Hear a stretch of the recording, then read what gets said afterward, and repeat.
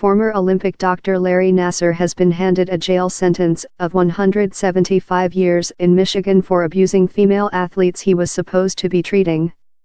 Here, the Newsbay's Rajani Vaidyanathan, who was in court, and Roland Hughes detail the extraordinary testimony given in court by the survivors of his abuse. This article contains graphic details of sexual abuse 156 young women, mothers, sisters, daughters, Olympians. All say they were abused by the same man, former Team USA Gymnastics Dr. Larry Nassar. Over 7 days, they took to the stand one by one to do what few survivors of sexual abuse ever get the chance to do, directly confront their attacker. Nassar had already pleaded guilty to 10 counts of sexual assault for abusing young girls under the guise of medical treatment. Women who filed criminal complaints against Nassar spoke out at his sentencing hearing in Lansing. But they were followed by close to 150 others, many of whom chose to do so without the anonymity to which they were entitled. Kyle Stevens was the first to tell her story. For years she was known only as Victim ZA, but last Tuesday morning, she stood before Judge Rosemary Aquilina and calmly shared her name. In doing so, she waived her anonymity in public just as she was about to testify to the damage her abuser had done. "I was ready to speak," Kyle said in an interview with the Newsbay after her testimony. "I think it was really empowering to get up there and give my story from start to finish." For decades, Larry Nassar abused young women. It was Kyle's call to police that led to him finally being arrested. Unlike many of the other women who shared their stories in this case, Kyle wasn't a gymnast and a patient of Nassar's. Her parents were friends with his family. As she stood in the small courtroom, photos of her as a smiling child were projected onto a screen. "Nassar first abused her when she was 6, when I still had not lost all my baby teeth. It began with him exposing himself. Later, he would masturbate before her. Then, he physically abused her, all while both their families were in the same house."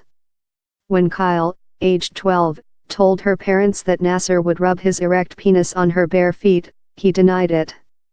Back then, her parents did not believe her, and urged her to apologize to him. "He forced me to grow up really fast," Kyle told the Newsbay after the hearing. "It was such a benign action until you grow up and realize it was a vile thing."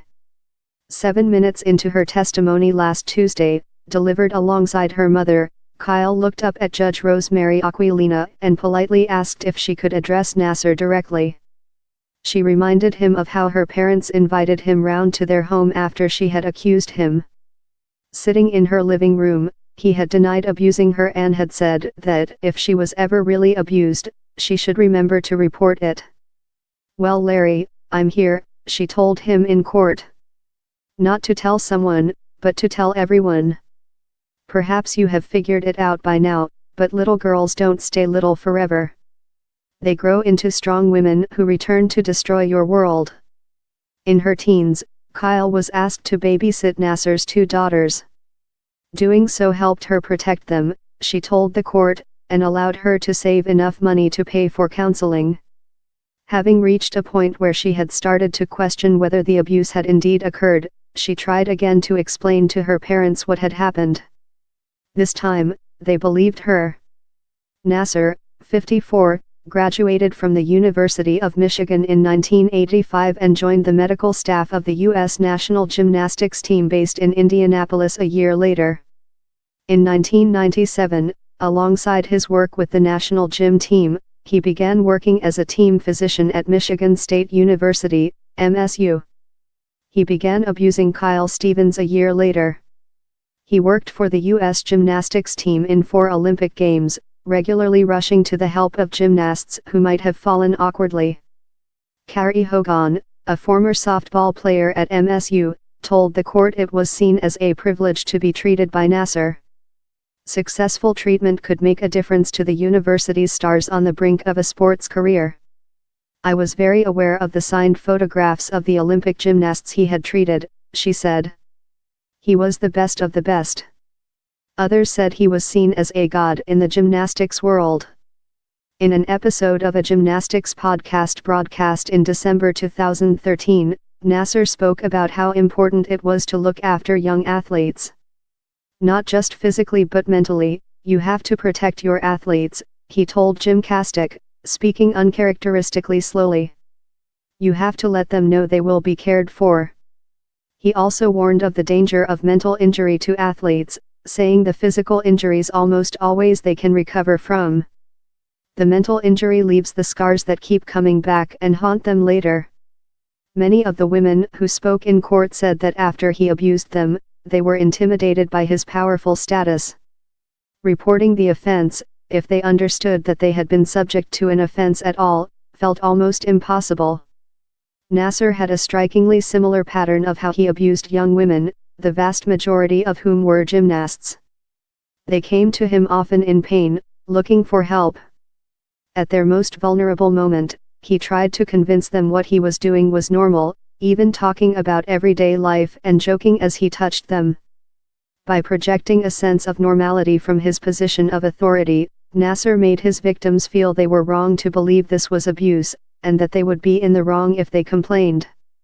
I remember having the option of keeping my spandex on, which I was very grateful for and chose, said Jennifer Rood Bedford, a volleyball player at MSU between 2000 and 2003. He had me lay down face down on the medical table. When he started treatment, I remember him saying his treatment relied upon applying pressure to areas around the pelvis and that this was normal. So when he went down there, I just told myself it was normal, that he knows what he's doing and don't be a baby. I remember laying there and thinking, is this okay? This doesn't seem right. Rachel Denhollander, a former gymnast from Michigan, was the first victim to speak up publicly in 2016. She told the Newsbay that Nassar abused her during every visit she made to his clinic over a year after she turned 15. Nassar would position Rachel's mother at the head of the table so she was not able to see what he was doing. With one hand, he would carry out sports massage. With the other, covered by a towel, he would insert his fingers into Rachel's vagina or anus. In one of their last sessions, he unhooked her bra and fondled her breast, the only time Rachel said she knew she was definitely being assaulted and not treated. Many of the women said their trust in male relatives, partners, doctors, strangers, friends, and teachers was destroyed as a result of Nassar's actions. My first reaction was to question myself, to blame myself, said Jennifer Rood Bedford. I wanted to believe the best in people, but no matter how much I rationalized, he's a doctor, he's treating you, he didn't mean for that to happen, I couldn't shake the voice in my head that something wasn't right. If you have been affected by child sexual abuse, or violence, help and support is available. If you are in the UK, you can find links here. Newsbay Action Line. If you are in the US, you can contact RAIN, the National Sexual Abuse Hotline, here, or by calling for Gwen Anderson, a former gymnast who competed for her state of Michigan. The abuse began when she was just 12. Now, as a teacher to girls of the same age, she says she sees Nassar's actions in an even starker light. I teach 12, 13, 14-year-olds every day, she told the court. And every single day, when I look at them, I am faced with the reality of how young and defenseless we were when you molested us. I look at them every single day and I think to myself, I am their safe place. I am their protector. I am their encouragement. I am their motivator. I am their rock. It is unclear when and how Nassar's abuse of his patients started, though the first allegations date to 1994. In August 2016, the Indianapolis Star published a story detailing allegations of sexual abuse committed by coaches working for USA Gymnastics. It claimed that the sporting body did not report allegations of abuse to relevant authorities. The initial article did not name Nassar. But after it was published, Rachel Denhollander realized this was her chance to speak up. The newspaper published allegations against him from two named former gymnasts, including Rachel, a month later. I knew this was how it was going to have to be done, she told the Newsbay outside court. When you have a predator who is surrounded by two very powerful institutions, one anonymous voice is never going to be enough. When you have a predator who is manipulative, gregarious, and as engaging as Larry is, you have to be willing to meet him where he is the most comfortable, on very public ground. And never flinch. Rachel's bravery helped encourage other women to come forward. In the corridors outside the sentencing hearing, countless women cited Rachel's actions as inspiration for their own decision to speak up. As a result, instead of 90 survivors sharing their stories of abuse over 4 days, as had been expected at the start of the hearing, 156 women and girls ended up doing so over 7 days. The feeling in the courtroom throughout was one of collective empowerment and solidarity built through a shared experience of horror. Last week, 4-time Rio Olympic champion Simone Biles issued a statement to say she too had been abused by Nassar. On Friday, Olympic gold medalists Ali Raisman and Jordan Weber came to court to detail what he did to them during the 2012 Games in London. Nassar was eventually arrested on November 21, 2016. He was sentenced to 60 years in jail a year later for 3 counts relating to child sex abuse images on his computer. He then pleaded guilty to molesting females at his home, at a gymnastics club and in his MSU office, a plea that led to the 156 pre-sentence testimonies. I realize what I am feeling pales in comparison to the pain, trauma, and emotional disturbance that I have wreaked, Nassar told the survivors as the hearings drew to a close. There are no words that can describe the depth and breadth of how sorry I am for what has occurred. I will carry your words with me for the rest of my days. At the start of the hearings, Nassar had stared blankly down at his hands, avoiding eye contact with all those who came forward to speak. But on Wednesday, his former colleague, gym coach Tom Brennan, stood alongside Gwen Anderson while she was testifying. "Look at her," he yelled at the man he called his former mentor, ordering him to pay attention to the women as they testified. After that, Nassar appeared to look up and listen to the survivors with greater frequency. The question of how repentant he was remained unanswered at the end of the hearings. However, Judge Aquilina read excerpts of a letter he sent her, saying he was a good doctor, and that the media had convinced the young women to believe he had acted wrongly. Judge Aquilina's role in this case was crucial. Almost every testimony began with survivors thanking her for her support and encouragement. Given that Nassar had admitted his guilt months before, Judge Aquilina had no obligation to be impartial.